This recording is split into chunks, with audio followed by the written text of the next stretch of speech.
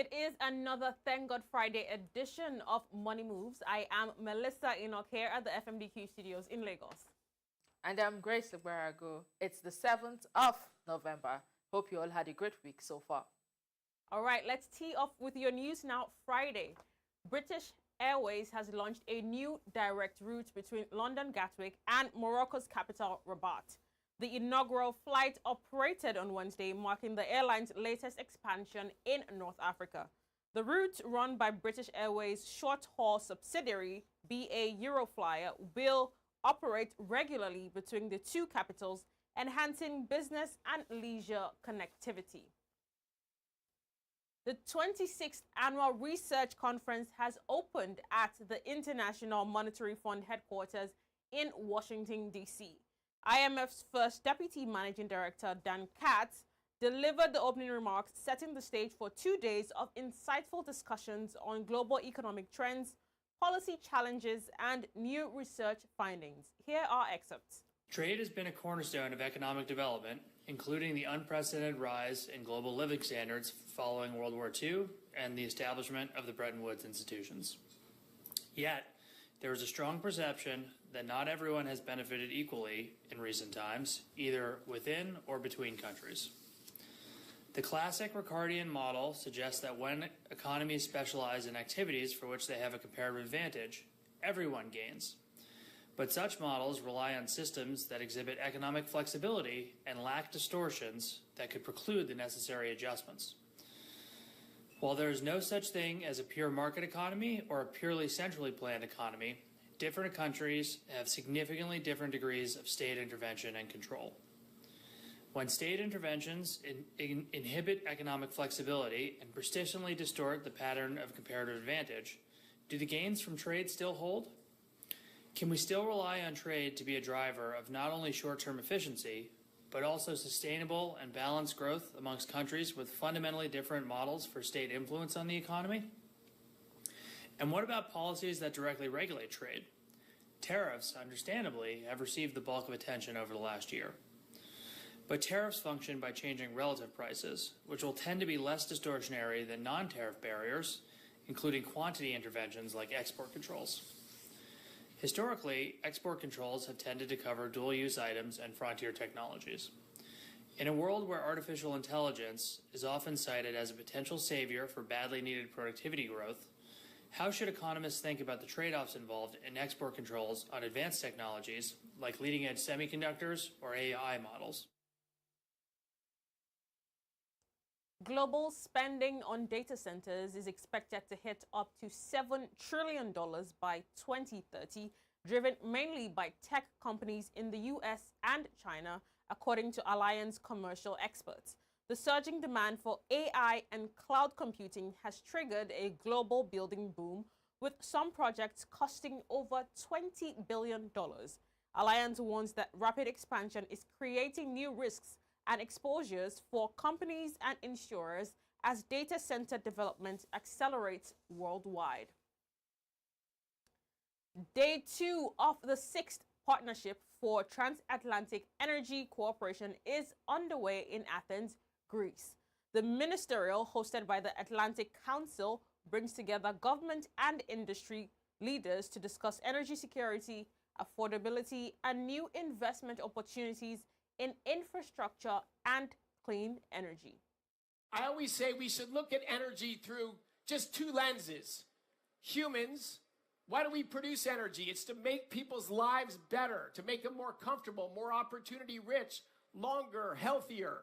Who doesn't want to travel the world, live to 80 years old instead of dying at 35 or 40 years old, as was true historically? The second thing to consider with energy is math. It's not just aspirational, but what's the math? In different areas, there's different energy sources that work. There's different trade-offs. There's no one answer to energy. But you have to look at energy as how can we maximally benefit human lives? And what math gets us to the right solution? Let me talk about the math of getting energy policy wrong. I have to go negative for a little bit here. In the financial crisis, which devastated all the wealthy nations and frankly the world, and we had a rebound after that.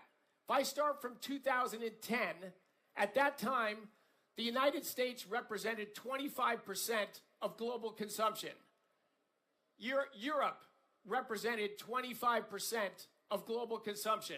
Population a little bit higher in Europe, income's a little bit higher in the United States, but we were both 25% of global consumption.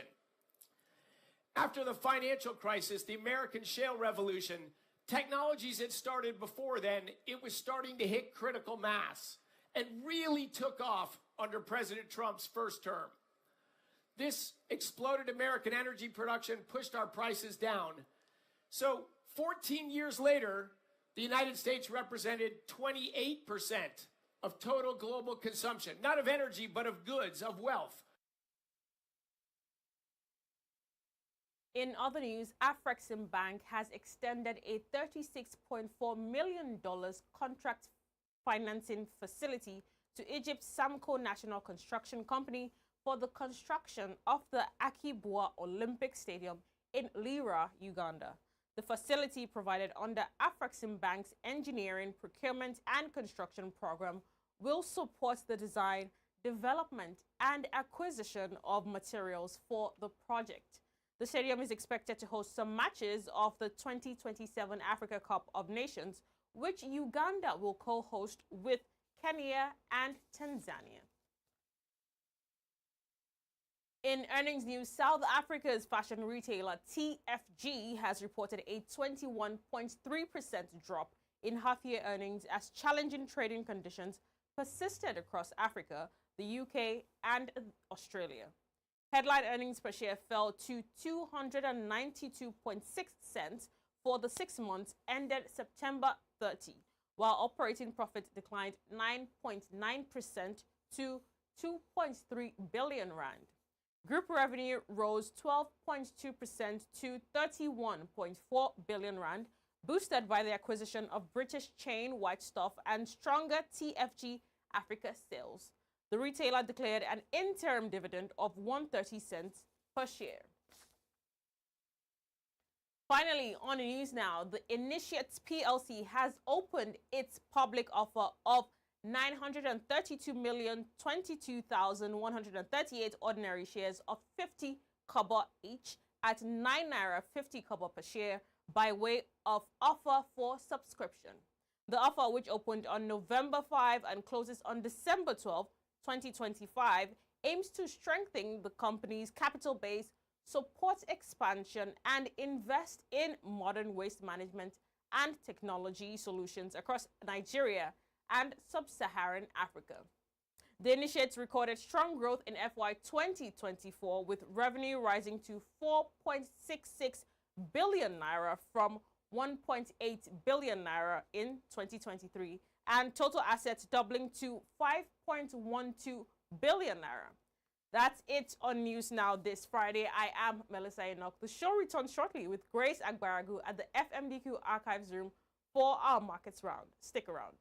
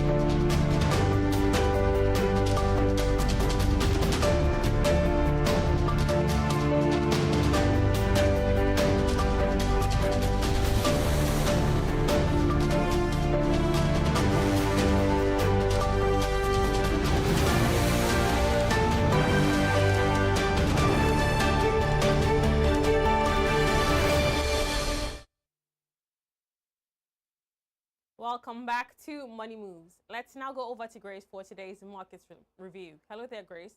Hi, Melissa. Let's now take a look at the last trading day of the week, starting off with the equities as usual. Here in Nigeria, the NGX All-Share Index closed on the negative, down 0.33%. The Nairobi Securities Exchange slipped 0.43% to 192.07.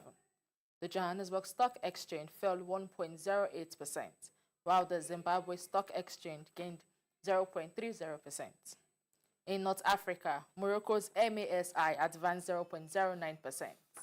Let's do a quick rundown of the Pan-African currencies. The Rand gained 0.12% to 17.35, while the Egyptian Pound edged 0.08% higher to 47.34. The CFA franc weakened 0.34% to 567.30, and the Naira strengthened 0.09%. The Moroccan dirham inched 0.01% higher to 9.27, while the Kenyan shilling was unchanged at 129.20. Let's switch into the commodities data deck, beginning with energy prices.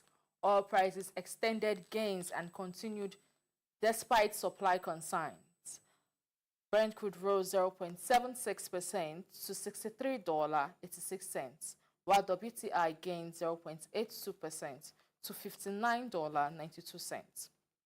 Natural gas slipped 1.51% to $4.29, and Arabian gasoline edged 0.17% higher to $1.96 as of 13:14 GMT.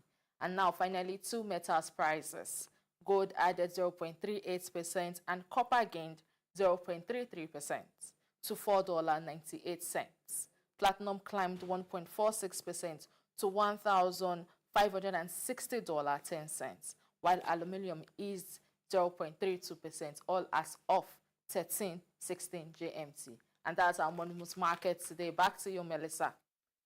Grace, thank you very much for those market updates. And that's it on today's edition of Money Moves. From me and the rest of the team here at the FMDQ studios, we say thank you very much for watching and do have a wonderful weekend, everyone.